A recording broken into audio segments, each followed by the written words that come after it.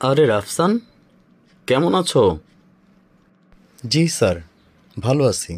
তবে 4টা শব্দ নিয়ে প্রায় সমস্যায় পড়ি স্যার।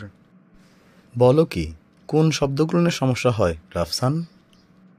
ওই যে স্যার, লস, লুজ, লস্ট আর লুজ। ও, এই ব্যাপার। আচ্ছা, বলছি, মনোযোগ দিয়ে শোনো।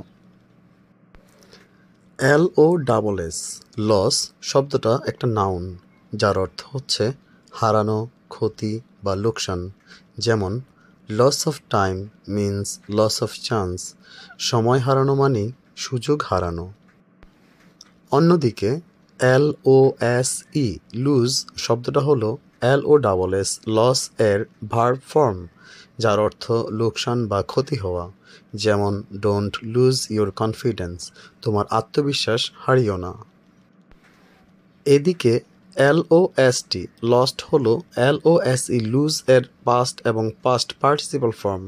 যেমন I lost my pencil yesterday, they have lost the opportunity ইত্যাদি।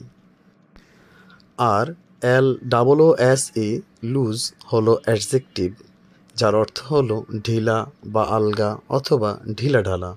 যেমন Rocky is wearing a loose shirt, Rocky একটা ঢিলেঢালা জামা পরে আছে। আশা করছি এখন থেকে এই শব্দগুলো নিয়ে আর কোনো সমস্যা হবে না। অনেক অনেক ধন্যবাদ স্যার আপনাকে। এবার আসি। এখনই চলে যাবে?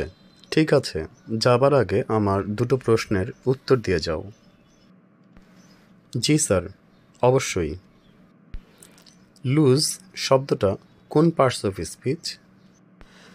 লুজ শব্দটা adjective sir. Excellent, that's right. আরেকটি প্রশ্ন, লস শব্দটির ভার্ব ফর্ম কি? স্যার, লস শব্দটার ভার্ব ফর্ম হচ্ছে LOSE, lose. That's good, thank you, bye, see you. You are welcome sir, see you, take care.